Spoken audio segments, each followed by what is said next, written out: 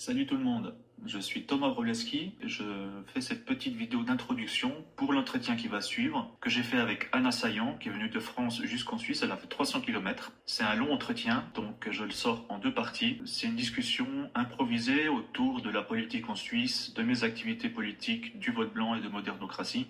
On a choisi le lieu de tournage au dernier moment et donc on a tourné dans un lieu public.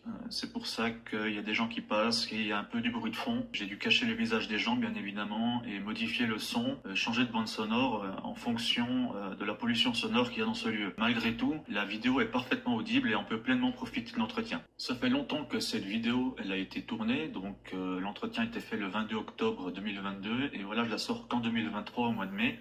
Parce qu'il m'a fallu beaucoup de temps pour faire le montage. C'est difficile pour moi. Certaines personnes qui me suivent le savent, je suis dans des conditions assez compliquées au niveau santé et financièrement. Et c'est pour ça que j'arrive pas à fournir un contenu régulier sur ma chaîne YouTube. Mais je mène des activités politiques pour plus de démocratie en Suisse depuis des années et des années.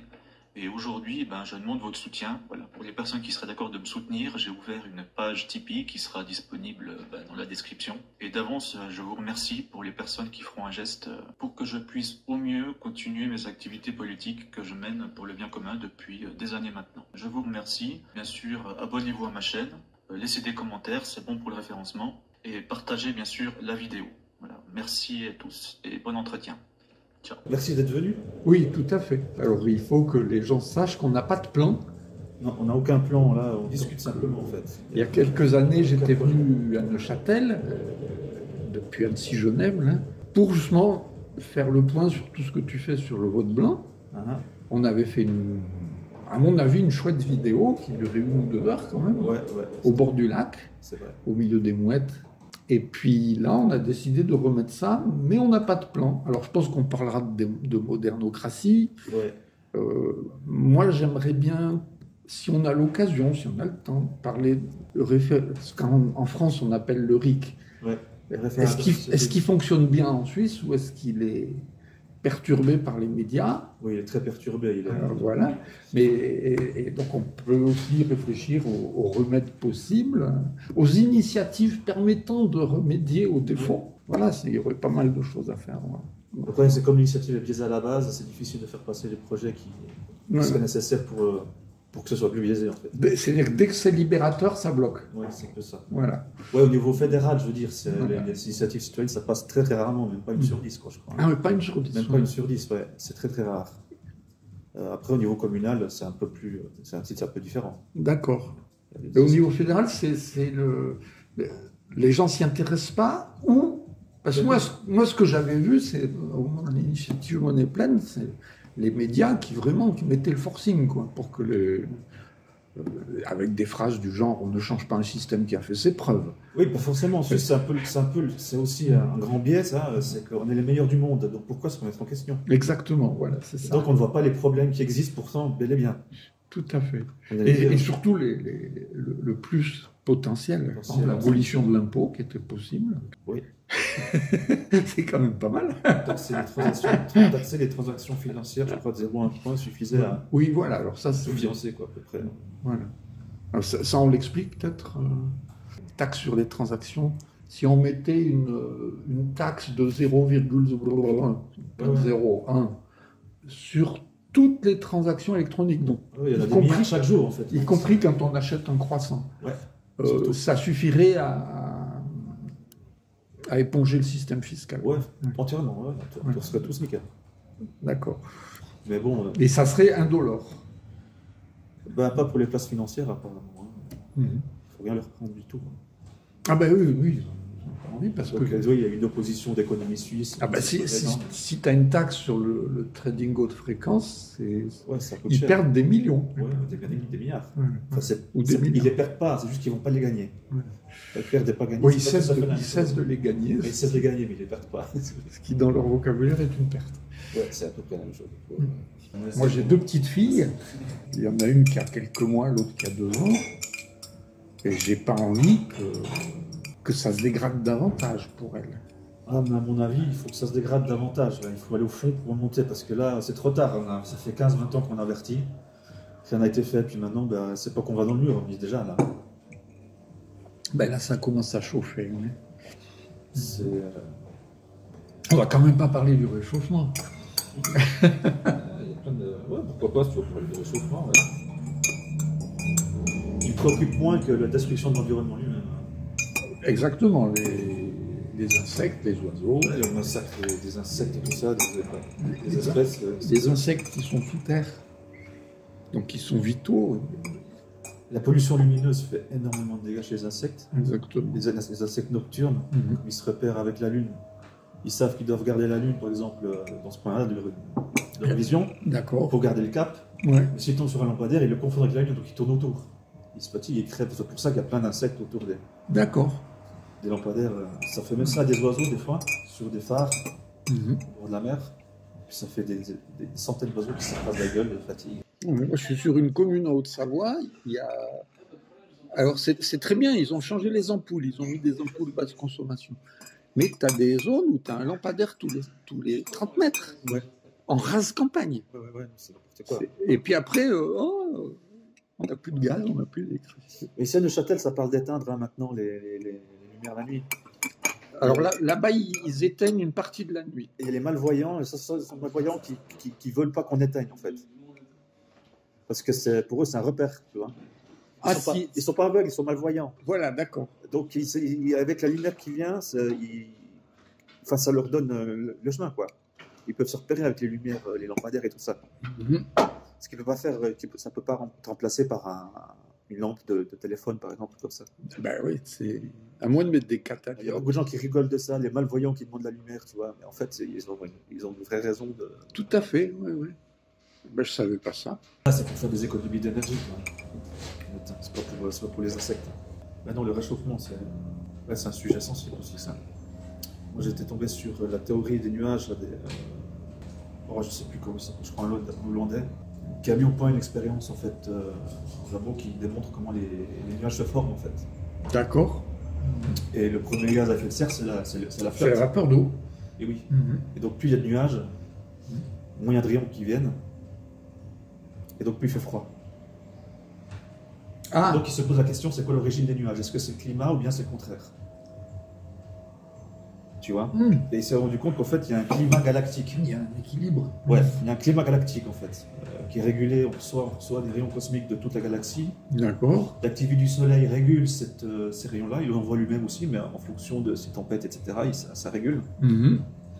Et en fonction de où la Terre est dans la galaxie, elle reçoit plus de rayons cosmiques ou pas, parce que la Voie lactée a des bras, des spirales, c'est une galaxie spirale. D'accord. Et donc quand elle entre dans une spirale, il y a plus d'étoiles, il y a plus de rayons cosmiques, il y a plus de nuages, il fait plus froid. Bon. Voilà, le rayon rentre dans l'atmosphère, il crée une ionisation autour des petites poussières. Et dans chaque goutte d'eau, il y a une poussière. Dans chaque... Et puis il y a les volcans. Et du coup, ça minimise l'impact du CO2, en fait. C'est pas que ça l'élimine, en fait, mais quel est l'impact de l'humain là-dedans? C'est pas forcément le... Il n'est peut-être pas entièrement responsable. C'est pas forcément le CO2 qui est l'élément clé. C'est ça, voilà. Ouais. Donc il y a la vapeur d'eau, il y a plein d'autres choses. Le soleil, en fait, il y a tout l'univers, en fait, l'épanage de vapeur des centrales thermiques, qu'elles soient nucléaires ou pas, c'est énorme. Je ne sais pas si ça finit en Europe. Plus le réchauffement de la rivière, parce qu'en général ils sont sur un cours d'eau, donc l'eau arrive à, je ne connais pas les chiffres, mais elle arrive peut-être à 16 degrés, puis elle ressort à 25. Ouais.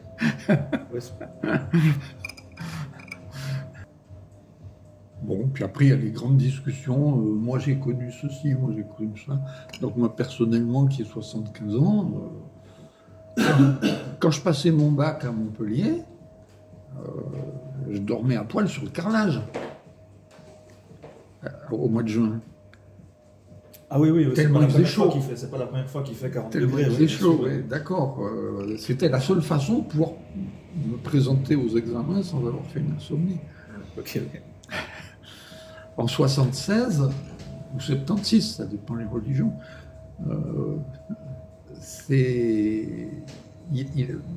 à l'époque, je faisais énormément de vélo, donc ça m'avait vachement plu.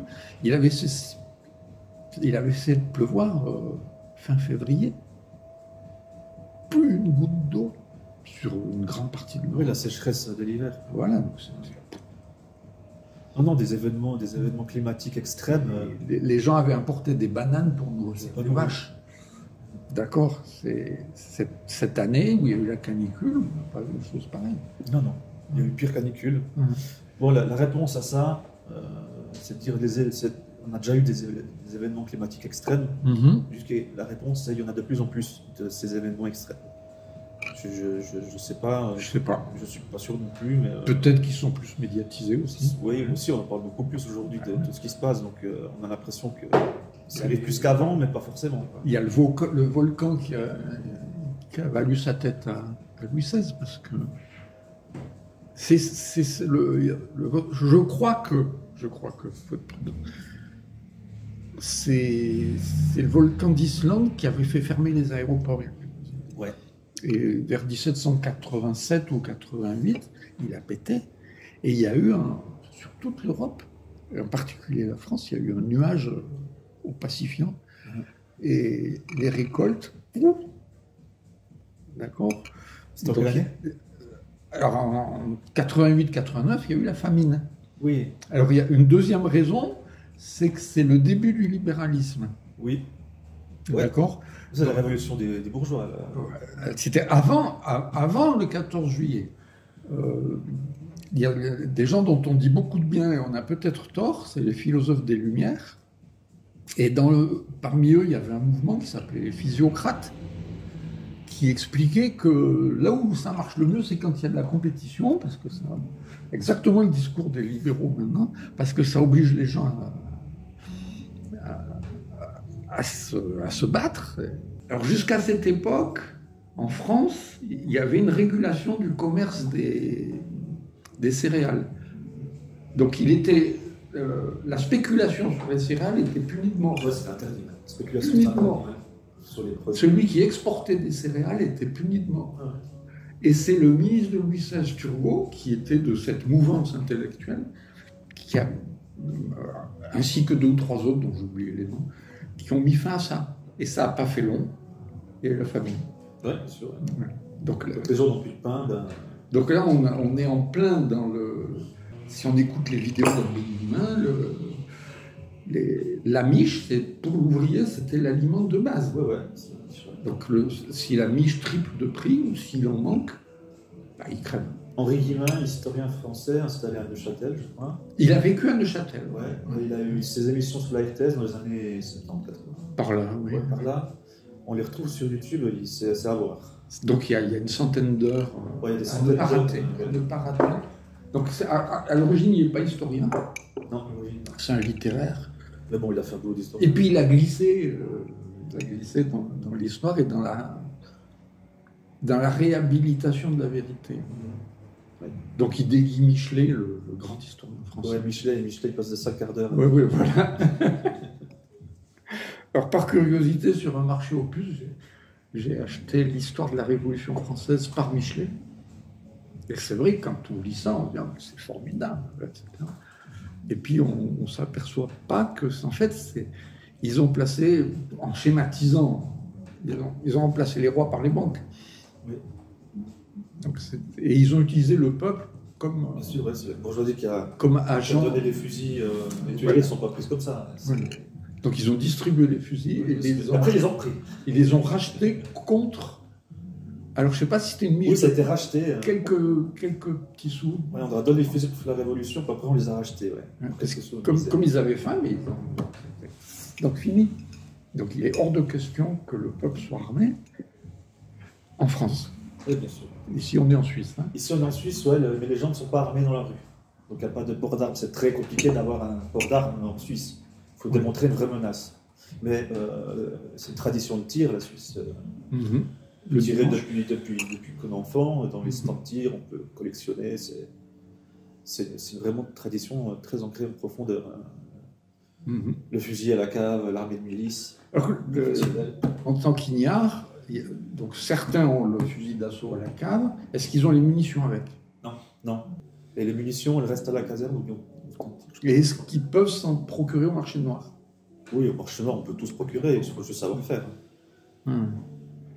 C'est-à-dire c'est quand même un potentiel révolutionnaire réel. Oui, oui. Ouais. Oui, parce que c'est le principe de l'armée suisse. En cas de guerre, c'est surtout une armée de milice. Il y a une base professionnelle pour forcément diriger. Pour encadrer, oui. Mais on a la certitude que cette armée de milice ne va pas tirer sur le peuple, quoi, parce que c'est la même famille. Même si ça a eu lieu une fois ou deux, je crois. Oui, ça... bon, en Suisse, c'est soft, les guerres, tu vois. La dernière fois, c'était à Genève, il y avait des mouvements socialistes, je ne sais pas quand, au début du XXe siècle, puis il y a eu 2 ou 3 morts. Ouais.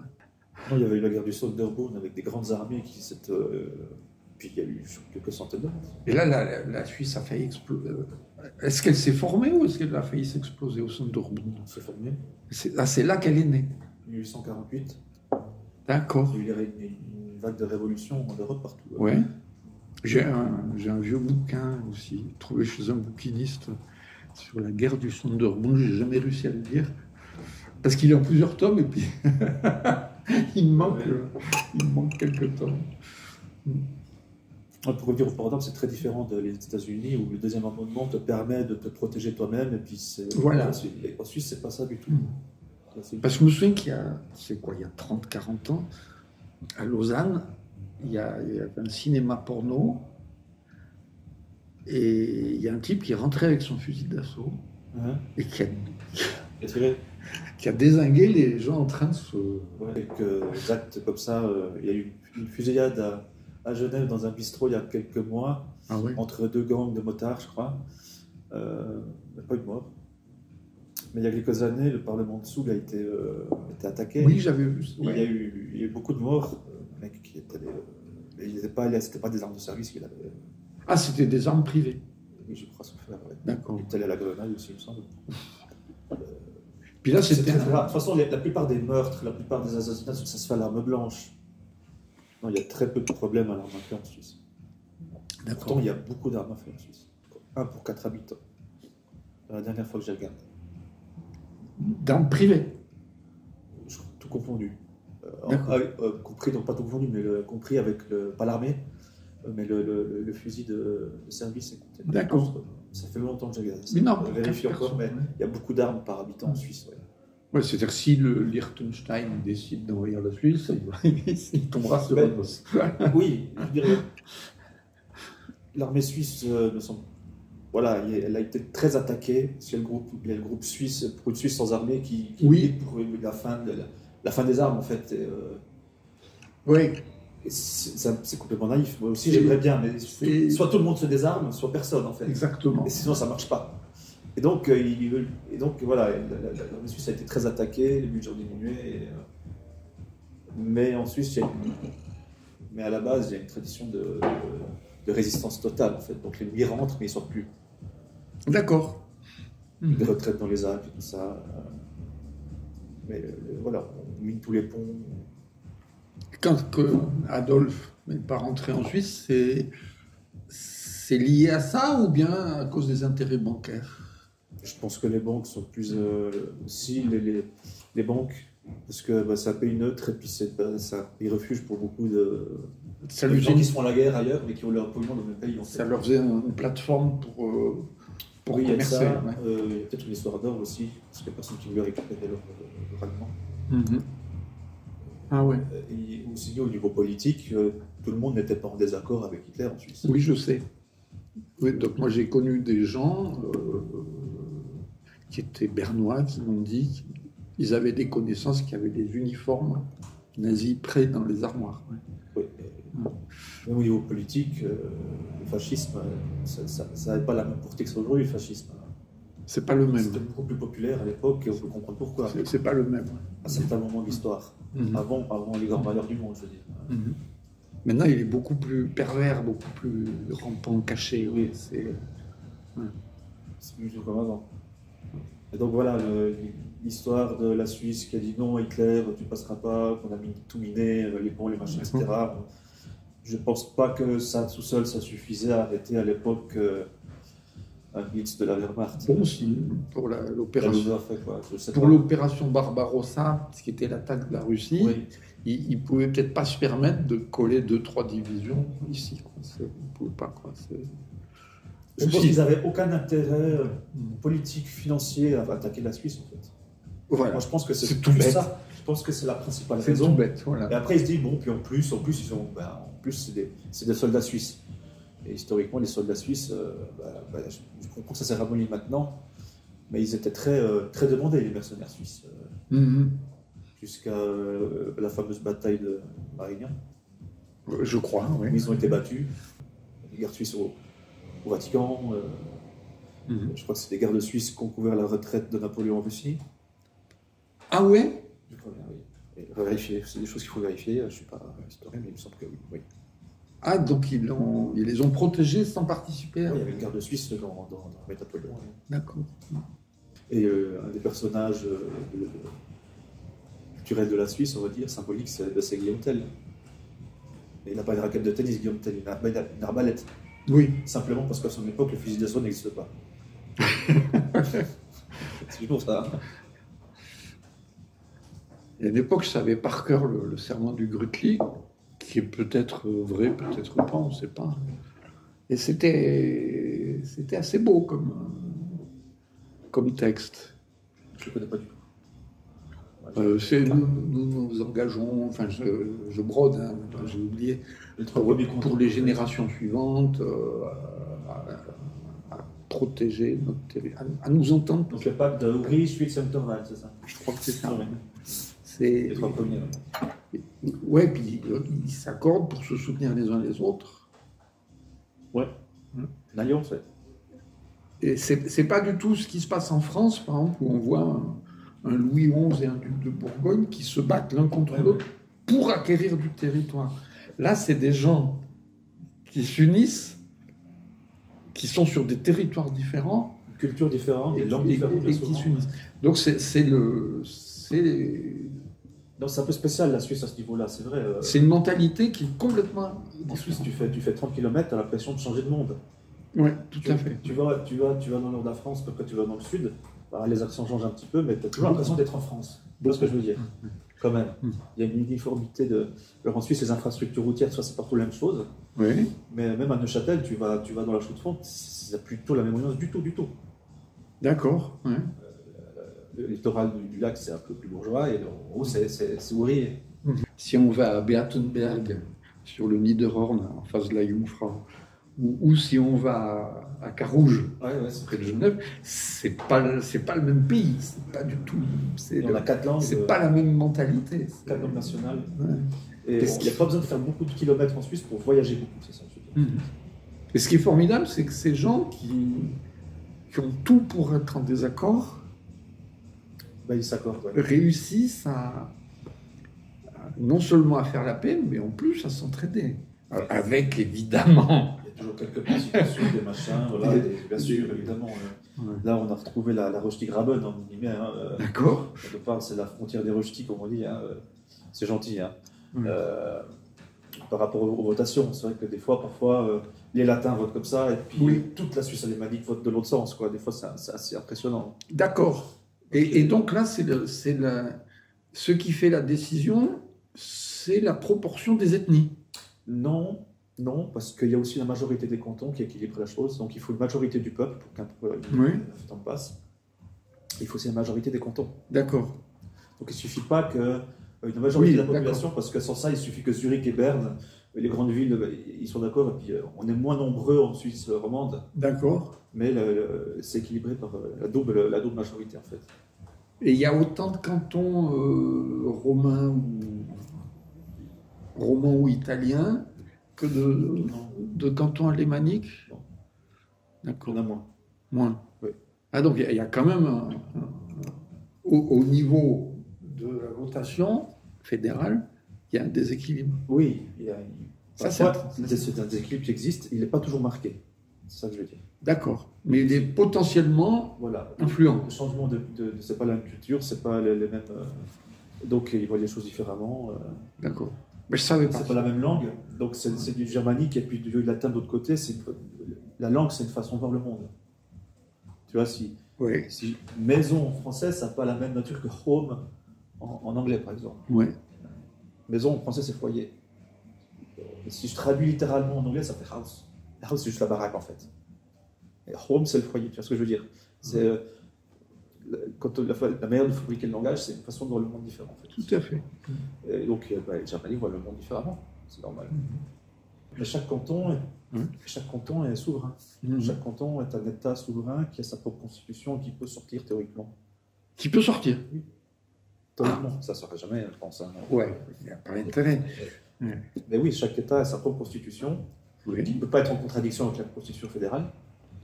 Il y a un tronc commun. Voilà, il y a un tronc commun.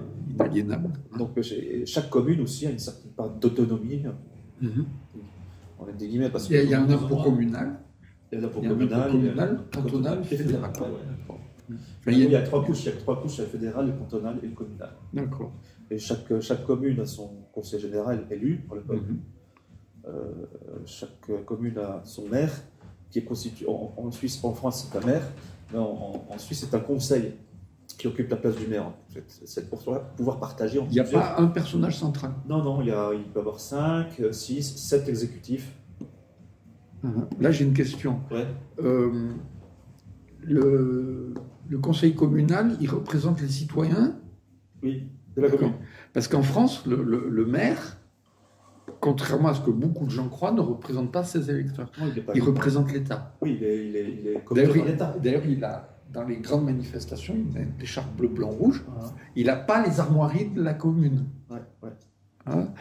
Et ça change tout au niveau mental. C'est-à-dire que s'il y a un 49.3, donc un décret présidentiel ou autre, c'est le maire qui sera chargé de le faire appliquer sur la commune. Ou un décret préfectoral. Le maire. Il est élu par les citoyens de la commune. Ouais. Mais il est seul à la tête. Mais dans les faits, alors, il y a un maire, il y a des conseillers municipaux. Les conseillers municipaux, c'est moi, j'ai honte parce qu'étant de nationalité française, je ne me suis jamais passionné pour ça. Mais disons que... Les conseils municipaux, c'est des élus du peuple? Oui, aussi. C'est législatif de la ville. Mais voilà, mais souvent, c'est le maire qui a une énorme personnalité. Il tient pas mal de ficelles, et puis les conseillers municipaux, ils font ce qu'il dit. Sauf exception. Il y a quelques années, sur une petite commune des Cévennes qui s'appelle Saint-André-de-Valborgne, il y avait un maire qui roulait en Porsche, qui faisait de la prévarication, c'est-à-dire qu'il commandait des travaux dont il était l'exécutant. Et il y avait une femme jeune qui s'appelait Camille Allu qui voulait filmer les conseils municipaux, ceux qui lui étaient refusés. Il y a eu une énorme bataille qui, hélas, n'a pas été assez médiatisée. C'est-à-dire qu'elle avait énormément de difficultés à faire savoir à la population locale ou plus large ce qui se passait. Il y a une espèce d'omerta. Ouais. Voilà. Alors il lui confisquait ses caméras, il l'a foutu dans le tiroir, ça a fini au tribunal, etc. Je crois qu'elle a gagné, mais c'est dur, c'est très dur. S'il n'y a pas, bien sûr qu'il y a des problèmes, mais comme il ne sait pas dans plusieurs exécutifs, c'est pas juste une personne qui occupe ce poste-là, et qui vient de différents partis, ils sont élus par le peuple, donc il y a plus de négociations forcément, le mec a moins de... Voilà, ils n'ont pas l'autorité d'un seul en fait. Il y a ce truc dont on entend beaucoup parler quand on est de nationalité française, c'est la philosophie du consensus. Oui. C'est-à-dire que... L'effet démocratique suisse qui fait qu'on est obligé de discuter. Voilà. Ça ralentit tout. Ça ralentit. Mais voilà. Mais disons que les gens sont peu ou prou... Voilà, il y a une certaine stabilité. Maintenant, obligés de discuter entre eux. Voilà. Tandis qu'en France, ceux qui ont la majorité à l'Assemblée nationale, c'est fait. Ouais, cause toujours mon lapin, quoi. C'est aux autres. Ouais, bien sûr. Alors les autres, ils montent à la tribune, ils font des beaux discours, et puis ça reste lettre morte. C'est-à-dire qu'il n'y a pas de... Même au sein du Parlement, il n'y a pas de démocratie française, mais au sein du Parlement, il n'y a pas de démocratie. Il n'y a pas de démocratie parlementaire. Ouais, Dans l'enceinte. Dans l'enceinte. C'est la majorité qui gagne, point. C'est numérique. Il y a le 49.3 aussi qui permet de... Alors après, en plus, il y a ça. En plus, il y a ça, ouais. En plus, non, même si c'est différent, effectivement, les consensus entre les différents parlements, des différents cantons, etc. Ils discutent au niveau du peuple, c'est pas... voilà, la France, c'est pas une démocratie, la Suisse non plus. Même s'il y a plus de droits qui donnent du pouvoir au peuple, ça n'en fait pas une démocratie pour autant. Oui, donc les citoyens ont le droit, on en avait parlé avec plein de gens, là. Les citoyens suisses ont le droit de faire une initiative pour réformer la Constitution fédérale. Oui, même une réforme complète de la Constitution. Ouais. Même, mais ils n'usent pas de ce droit. Non, la plupart des gens en Suisse n'utilisent pas leur droit d'initiative. Parce qu'avoir le droit et avoir le pouvoir de le faire, c'est rien. Alors, bon, après, il y a la question. Et voilà, ça coûte tellement de pognon dans ces initiatives. Récolter 100 000 signatures, qui fait ça, quoi. Quand on bosse 8-10-12 heures par jour, ça coûte beaucoup d'argent. Puis après, la campagne aussi. C'est un truc que j'ai parfois écrit, ça, c'est le système de déclenchement de l'initiative ou du RIC par seuil. C'est, à mon avis, le plus mauvais système. Parce que... Qu'est-ce que tu veux dire par seuil? C'est-à-dire qu'il faut un certain nombre de signatures pour que la question soit prise en compte. Que ça soit voté. Voilà, pour qu'on entre en matière. Avant que les signatures, il y a déjà un comité officiel qui est formé et c'est déjà déclaré à la chancellerie. Voilà. Et après, il y a tant de temps pour récolter les signatures. Alors, c'est déjà une démarche officielle. Ils étudient la conformité avec les textes. Voilà, c'est-à-dire qu'on dépose un texte, il faut être 5, c'est pas une personne qui a le droit, il faut être 5, le comité d'initiative constitutionnelle. Je pense. Donc, et ensuite, il faut avoir un texte, il faut aller le présenter à la chancellerie, il faut qu'il soit d'accord avec ce texte en disant pourquoi ça coupe la Constitution, le droit international, etc. D'accord. Et ensuite, le compteur démarre, et on a 18 mois pour récolter les 100 000 signatures manuscrites. D'accord. En cas de refus, il y a moyen de contester le refus? Il y a quasiment tout le temps des contestations par rapport à des fraudes. Donc, si la commission chargée d'étudier la conformité du texte d'initiative avec les textes généraux... C'est la chancellerie qui le fait, c'est pas vraiment il n'y a pas de conseil constitutionnel en Suisse.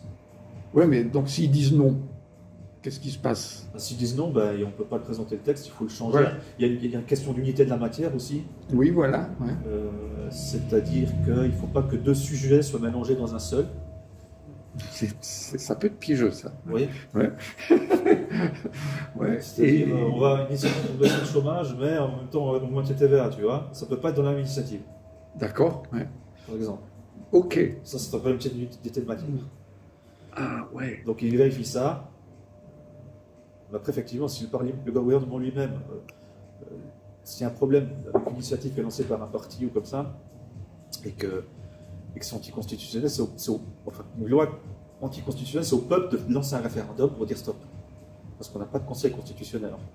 D'accord. C'est au peuple d'être vigilant. Oui, donc pour aller dans le sens. Mais moi, je reviens au processus de lancement, là. Oui. Donc, en fait, ça, là, on clique sur plein de dossiers. Donc, si cette commission chargée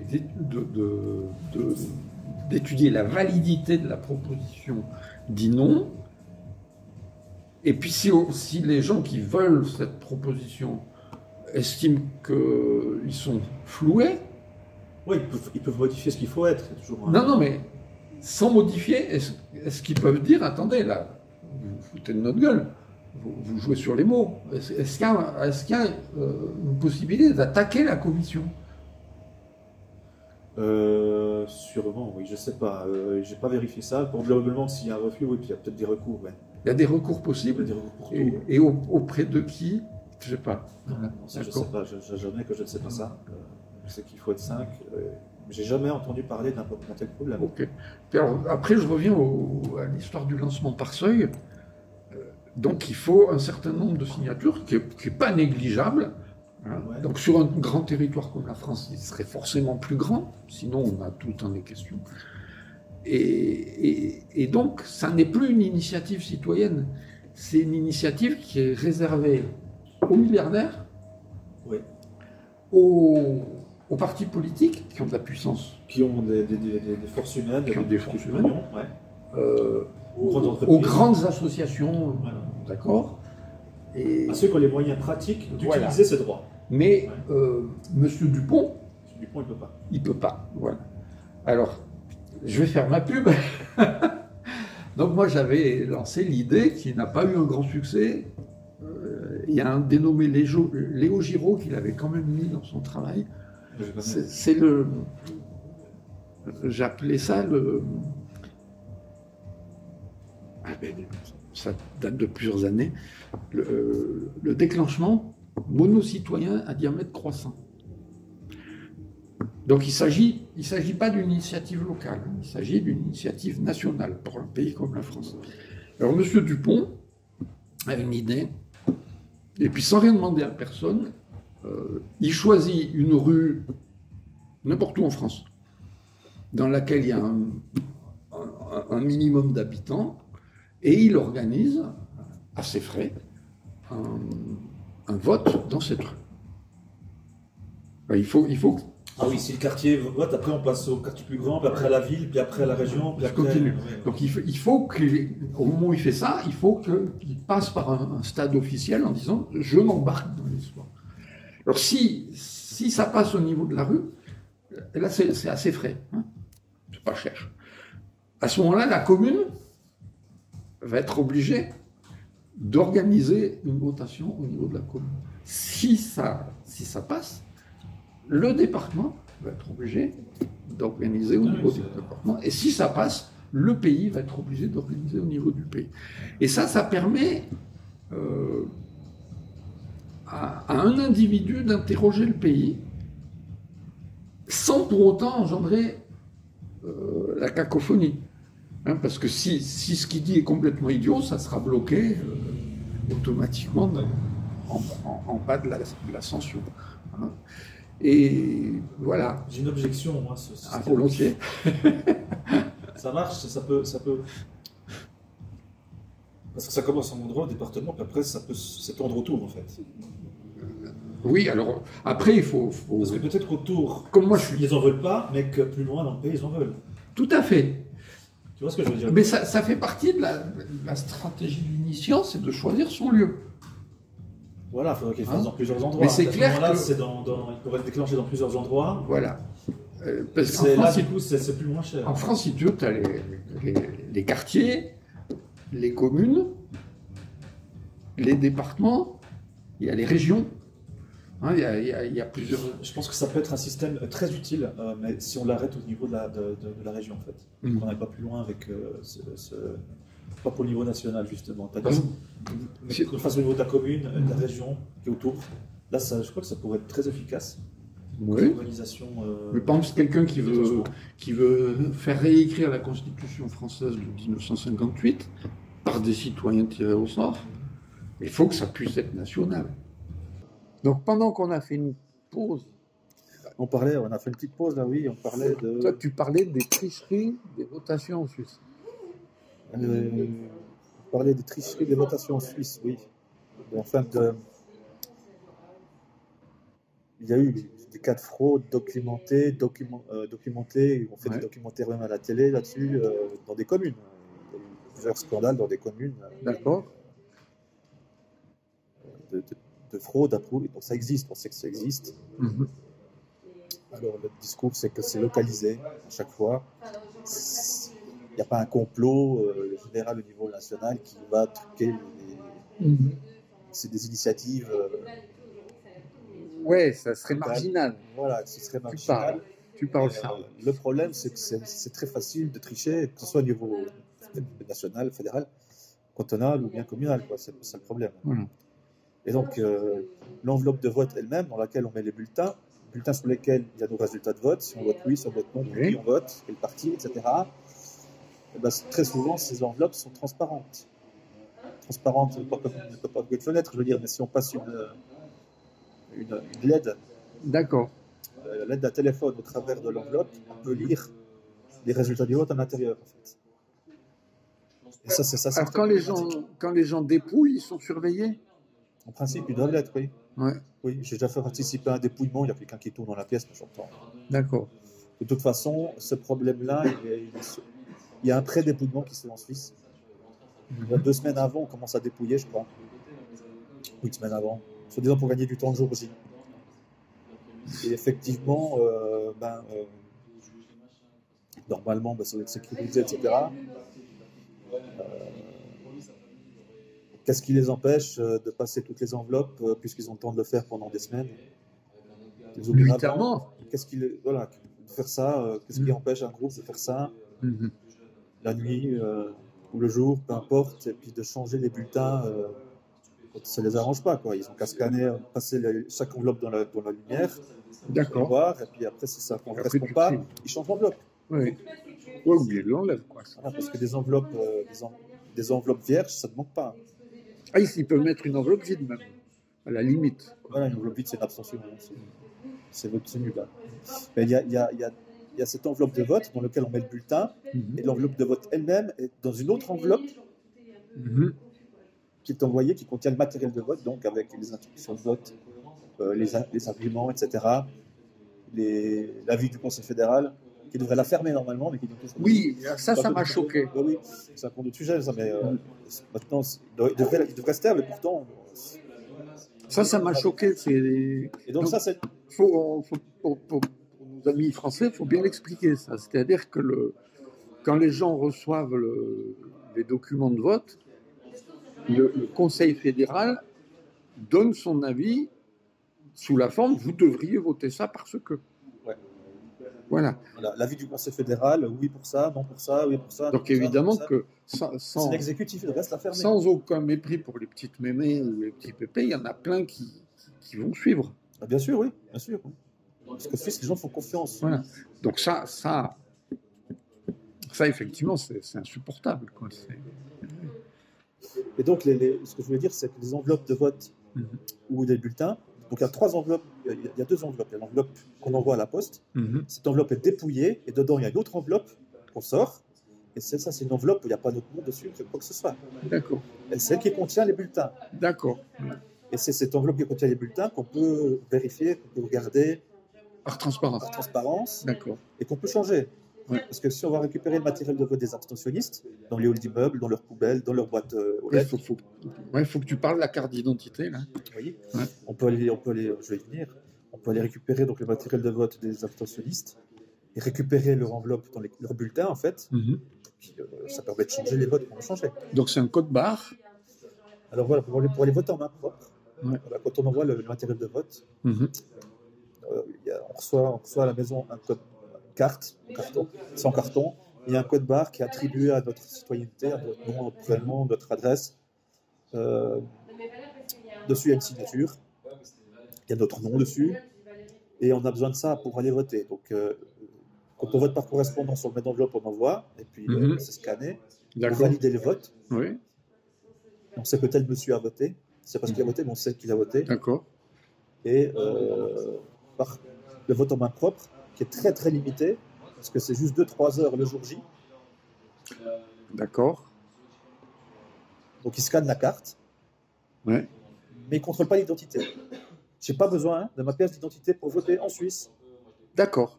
C'est-à-dire que si quelqu'un pique le matériel dans la boîte aux lettres... Je peux voter avec le matériel des autres. Ouais. Parce que je peux signer à sa place, la carte. Comme il ne contrôle pas mon identité, qui ne contrôle pas la signature. D'accord, Voilà, j'ai discuté avec il y a une peine de prison si on se fait prendre? Oui, c'est un délit de tricher. Oui. Il y a une suite, ça va être ça dépend à quel niveau, oui.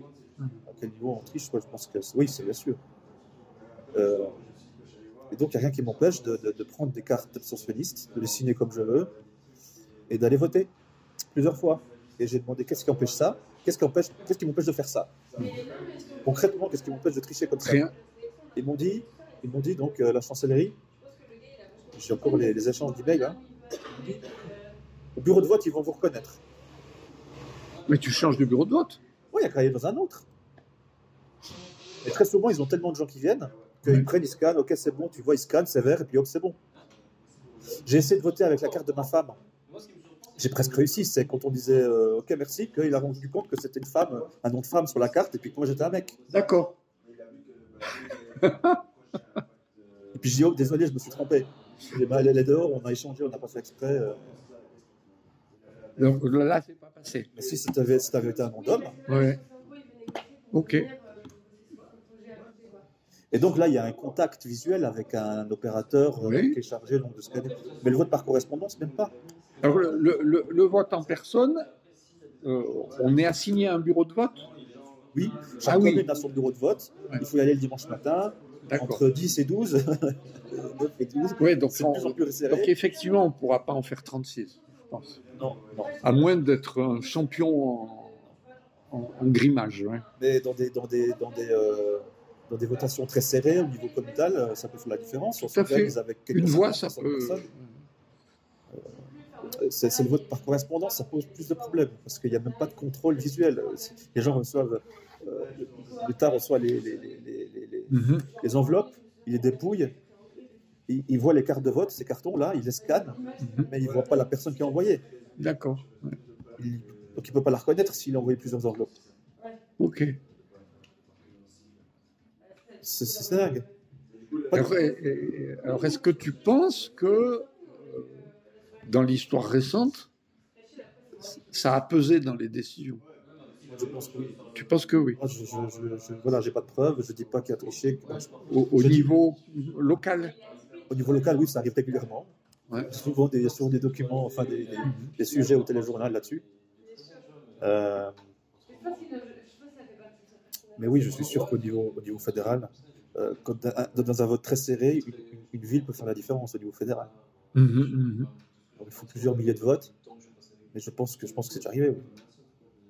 D'accord. Moi, le sentiment que j'ai, c'est mon point de vue, j'ai l'impression que le peuple vote contre ses intérêts. Oui. Je ne me rappelle pas la dernière fois qu'un vote que je voulais est passé, quoi. D'accord. Monter l'âge de la retraite, oui. Diminuer. Sixième semaine de vacances, non, on n'en veut pas. C'est l'âge de la retraite des femmes. Hein. Oui. Ouais. À chaque fois que vous payez plus de pain, ils seront dispensés d'accouchement.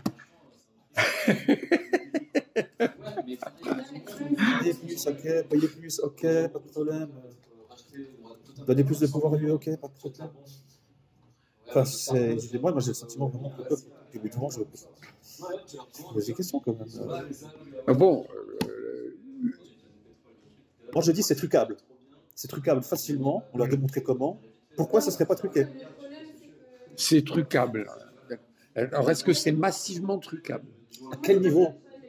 Alors, à quel niveau cette faille est exploitée? Bon, là, avec François de Siebenthal, on a exhumé des failles. Mais ce qui serait plus grave, c'est qu'il y ait vraiment des tricheries de masse pour changer une caisse. Je pense qu'au moment où les gens votent par correspondance, c'est peut-être dans des boîtes, pour changer une boîte. Quoi.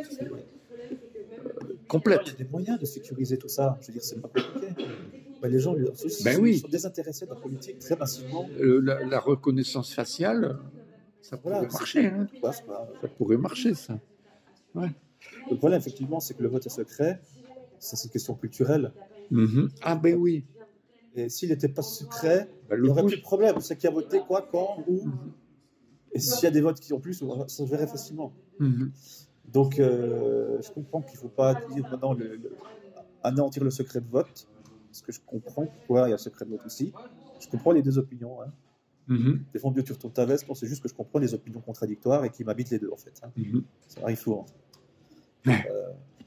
Mais tout à fait. Il y a des trucs en maths où on ne peut pas décider. Voilà. Même une conversation, on dit s'il y a deux personnes qui débattent, qui ne sont pas d'accord ensemble, c'est normal. Mais si une seule personne a deux avis différents en elle, on dit il n'est pas clair. C'est facile de sécuriser si c'était nécessaire. Les gens sont désintéressés de la politique en Suisse massivement. Est-ce qu'on fait confiance? Parce que bon, moi, ce qui m'inquiète beaucoup plus, c'est je ne voudrais pas dire beaucoup plus, parce qu'il peut y avoir des choses qu'on ne sait pas. Mais ce qui m'inquiète vraiment, c'est le pouvoir des médias, de la télé, entre autres. Oui, ça c'est un gros problème. On va en dire en démocratie, parce que j'ai traité ce sujet là aussi. Voilà. C'est comme en France, en Suisse, les médias appartiennent à quelques-uns. Parce que là, en France, on l'a vu là, avec la récente élection présidentielle. Alors, je ne connais pas les chiffres. Et alors, je m'en désintéresse de plus en plus. Mais il y a une énorme quantité de gens qui ne se déplacent pas. Il y en a beaucoup qui s'abstiennent, il y en a beaucoup qui votent blanc, etc. Enfin, j'ai vu qu'il y avait quand même 60% de participation des fois. Ouais. Et puis, il y a quelques années, j'avais fait le calcul. Macron, il avait été élu avec moins de 20% des êtres vivants. Ouais. Hein, il est très mal élu. Donc, mais on dit qu'il a la majorité. C'est lui qui a eu plus de voix. Il y a un truc qui ne colle pas. Alors, donc il y a tous ceux qui sont désespérés et qui ne se déplacent pas. Il y a des gens comme Jacques Nikonov, un personnage plus ou moins connu, qui disent non, il ne faut pas se déplacer parce qu'on cautionne le système. Ça se défend. Mais ça se défend aussi. On peut avoir toutes les opinions. Mais le truc, c'est les personnes qui vont quand même se déplacer et qui sont en usine. Alors, ils rentrent le soir après 8 heures de boulot, ils sont fatigués, ils allument la télé. Ils tombent sur C'est dans l'air. Si c'est ça qu'ils regardent. Donc là, c'est pouf. Tomber sur un débat. C'est déjà subrepticement, c'est toujours les mêmes idées qui sont portées en avant. Ou bien il tombe sur des discours, etc. Il va entendre je suis président de la région Rhône-Alpes, c'est une nullité totale, il ne sait pas faire les règles de 3, le mec. Et puis, en fait, ils votent comme on leur dit de voter. Il n'y a pas de... C'est un truc que je dis souvent, il n'y a pas de débat du public. Il y a un débat en public, et ce débat est truqué. Oui. Ici, c'est pareil. D'accord. C'est moindre, mais c'est pareil. Alors, je pense que c'est valable pour presque toute la planète. Hein. Donc, c'est pas un débat du public, c'est un débat en public. Exactement. Et il est truqué. Donc, la personne honnête et intelligente, mais qui n'est pas parano, dans ce cas-là, être parano, c'est une qualité. Hein. Elle va se laisser embobiner, mais comme de rien. Et en fait, c'est le bombardement médiatique qui prend la décision. En fait. En 2017, quand Macron a été élu, il y avait un truc tout simple dans Paris. Il y a les kiosques à journaux. Un truc qui date d'il y a un siècle. Ça existe encore. Et donc, tu as les journaux avec les unes. En période électorale, il y a les portraits. Il n'y avait que lui. Oui, j'ai vu souvent ces images de... Il n'y avait que lui. Sur ma rétine mémorielle, là, j'ai ces photos de kiosques à journaux où il n'y a que la tête à Macron. Ouais. Et c'est clair que la personne qui n'a pas l'esprit critique... Donc, qui ne rend pas compte de l'impact conscient que ça a sur nos cerveaux. Après, en France, il y a l'histoire des signatures. Donc, pour être candidat, il faut obtenir 500 signatures de maire ou il y a d'autres magistrats, je ne sais plus lesquels. Il faut 500 signatures. Et tu as par exemple des gens comme Clara Heger, qui était candidate, qui proposait l'institution de la démocratie réelle. D'accord ? Les 98% des citoyens n'en ont jamais entendu parler. Parce qu'il y a un blocage au niveau des signatures. La personne qui ne franchit pas ce cap ne sera pas médiatisée. Alors, elle a un discours... Ça cartélise l'élection, quoi. Elle a un discours qui est intéressant, mais qui est totalement inconnu du public. Oui, il y avait beaucoup de personnes qui voulaient être candidats. Voilà. Après, tu en as un qui a eu ses signatures, je crois, c'est Asselineau. Mais bien qu'il ait ses signatures, alors que le futur convainqueur avait des heures de médias médiatisation. Son parti pris. Lui, il a dû avoir 5-10 minutes. Il a eu le minimum syndical. J'ai vécu la même chose ici en Suisse, d'avoir le minimum syndical dans les médias, l'élection. À l'époque où tu te présentais pour candidat du vote blanc. Oui, j'ai commencé en 2014.